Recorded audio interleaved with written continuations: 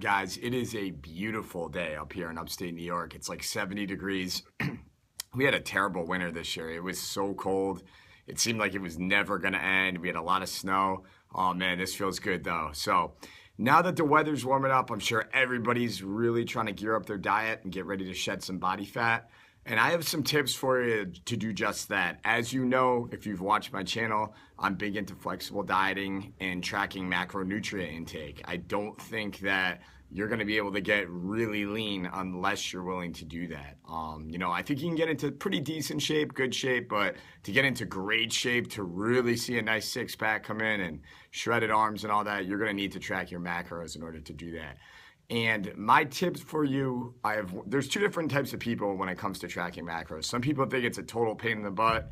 They don't want to do it. It just drives them, the numbers drive them crazy. I understand that, but the thing I always tell people is whether or not you want to do it, your body counts macros and stores extra energy as body fat. So you need to, the more you can be aware of what you're intaking, the better you're going to be able to know what to adjust and what to change in order to keep the results coming. If you don't know, it's going to be really hard for you to make changes. With that said, if you're one of the kind of people that doesn't like tracking macros, a real easy tip is just make yourself a meal plan and macro it all out and follow that same meal plan every day. And then you won't have to track them. You'll just know. If you want to put a different meal in, you'll just have to change the macros on that meal. But that's a real good tip to really follow like a macronutrient-based diet and not worry too much about plugging everything into MyFitnessPal all the time. Now, myself, I love flexible dieting and I like having fun with it. And I don't even know what I'm going to eat on a day-to-day basis, but I always hit my numbers just because I've been doing this for a while now. But a tip that I use is I'll typically figure out what I want to have for dinner and I'll log that first and then work my day backwards. I'm an eggs and oatmeal kind of breakfast guy. I mean, aside from the fact that, there's a lot of fiber and good, clean nutrients there, I just like the way that tastes and the way that makes me feel. So I pretty much have that on a daily basis.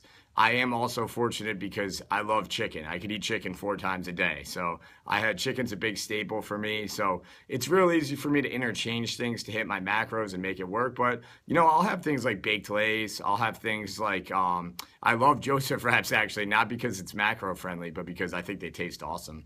So I'll have those a lot, but if I wanted to have Ezekiel bread or wheat bread, I can substitute that in and play with my numbers a little bit. So you get the idea, but basically I just want to advise you when you start your plan for cutting and you're on macros, you got 2 choices. You can set your macros up and follow a pre-made meal plan, or you can be a true flexible dieter like me and just take it day to day.